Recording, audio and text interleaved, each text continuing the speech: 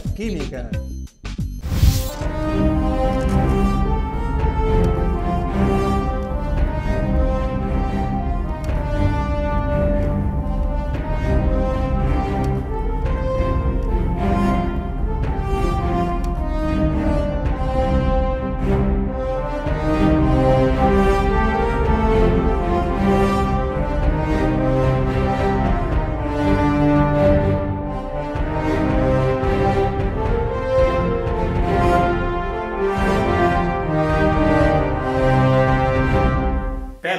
Per què no ens expliques com es formen les estalactites? I tant! El terreny en el que esteu és un terreny calcari. Això significa que la composició química majoritària és carbonat de calci. Quan plou, l'aigua dissol petites quantitats d'aquest carbonat de calci i les transporta a través de les esquerdes i dels forats fins que s'acumula en un lloc determinat, formant aquesta estructura que se'n diu estalagmita. Tots coneixem altres exemples, com per exemple la sal que s'acumula al costat del mar o bé les incrustacions de calç. Aquest és un exemple que s'anomena precipitació, que és quan una dissolució passa a formar un sòlid. Aquí el que tenim és una dissolució d'acetat de sodi amb aigua. L'hem preparat amb molt poca aigua i anant-hi afegint acetat de sodi. Podeu imaginar que arriba un moment en què aquesta dissolució ja no admet més sòlid. En aquest punt es diu que la dissolució està saturada. Però en aquest cas el que tenim és una dissolució sobresaturada.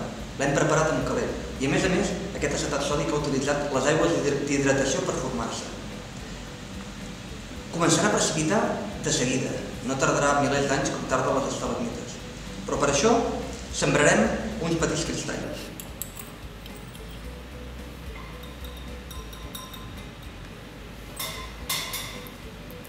I afegirem la dissolució sobresaturada d'acetat de sodi.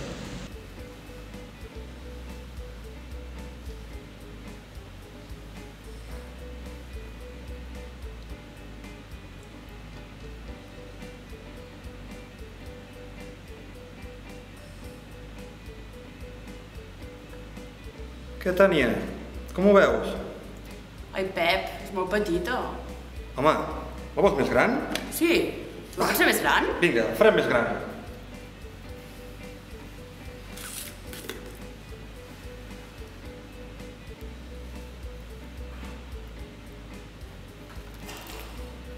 Hola, Pep, aquesta sí que és xula.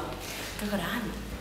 Déu-n'hi-do, I has vist que en un moment hem aconseguit recrear el que la natura tarda segles i segles en aconseguir. És preciós aquest experiment. Uau! Això és química!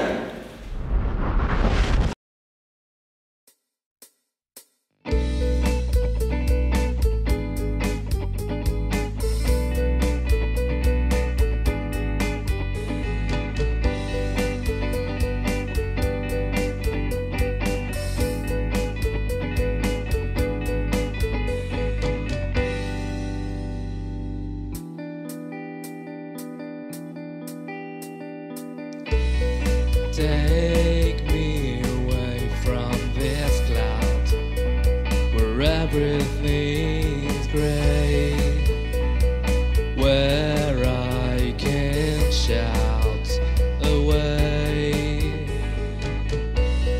Take me away from this city where I can